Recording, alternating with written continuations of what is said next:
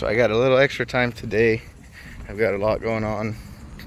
And I just figured I'd kind of drop a quick video. Here's the Bucks. The Bucks are doing fantastic. We already got the paperwork sent off.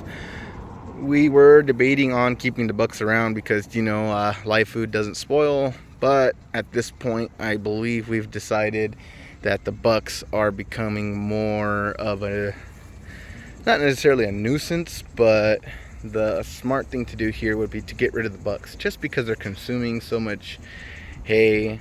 And it's not a lot of hay. These Bucks, I mean, since a buck is a buck, and when you're not really using a buck, all you do is you toss them a flake of oat hay and then let them forage on all this other stuff. But there's too many mouths to feed on the farm right now.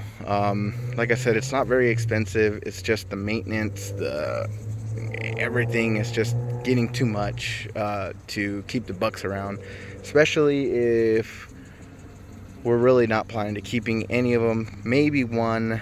My wife and I have been throwing around the idea that we're going to keep Charlie here, which is this little one, and we're going to have him try to pass off his genetics of being short but long onto the rest of the, well, I only have 2 viable does, so not viable, but for the project viable, because they are unrelated. So I only have 2 unrelated does, so that might be a way to kind of get around. We still have Ricky, which he's going to breed our other does again, but all of our doelings are not going to be bred until later this year, or earlier next year, I should say. That's when they'll be yearling, and we could go ahead and breed them, and then we'll see what we get out of that, and we'll go from there. Get rid of all them, and the story goes on. The cattle are still here. They're doing fine. Plan is I have 3 head of cattle, and I need to get rid of 1. And the reason is I don't have enough forage for them right now. I just purchased 20 bales of alfalfa, and I'm going to purchase another 1,000 pounds of like grain, I guess you would say.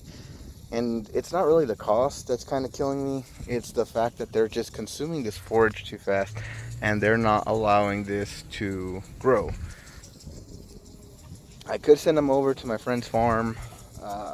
He's offered me that opportunity to send them over to his farm because he's got some grass.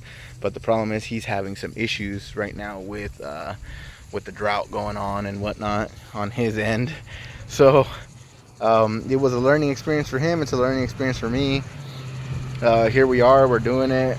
I'm not backing down. I'm still supplementing hay. I have no problem with supplementing hay, but I believe this area could only support my property. As of now, could only support 2 head of cattle comfortably. 3 was kind of an outreach just because the price was right, and I'm thinking I'm gonna get rid of. This guy.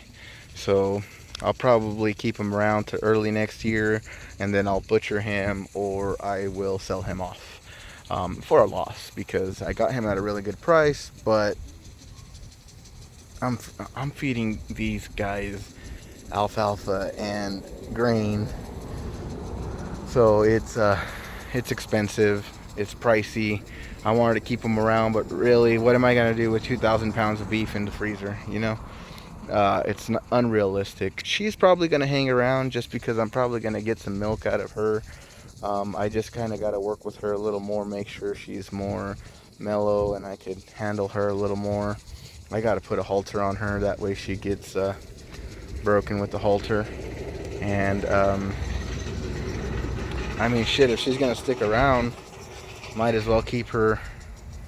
But I don't know, she might just be too much. She might be I mean, it's hard to keep an animal that's gonna eat as much as she is, and not really gonna do much for me. Her job here would be for milk, and then B, also keep her around for, to attach some bottle babies onto her.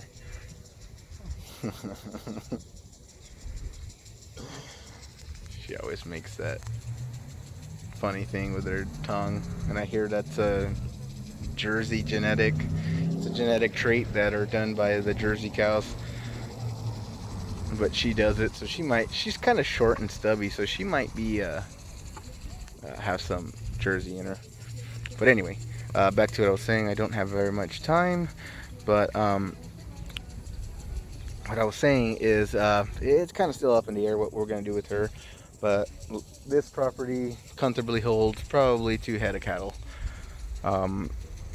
Maybe I'll change my mind once all the forage starts kicking in, but I don't know. I think that's what we're going to do. Ideally, I would like to keep the heifer, have her bred, and then 2 steers, but 2 different sizes, meaning two different age groups. So I would have a cow essentially that would be calving out every year. I would have a steer that would be butchered every year. Then I would have a growing steer following it. So that's the plan. Don't know how it's gonna go, but we'll see. Unfortunately, I actually might get another one here. It just kind of depends on how everything goes. My dad bought a heifer with the intent to butcher her, but my dad is not doing well right now, and I might have to bring her here if I don't figure something out, you know. If I don't figure something else to do with her, either A, sell her, or B, figure it out. I don't know. It's still up in the air. I want to keep her, just, you know, kind of a keepsake for my dad, but at the same time, I don't know. Alright, I'm going to end the video. Thanks for watching.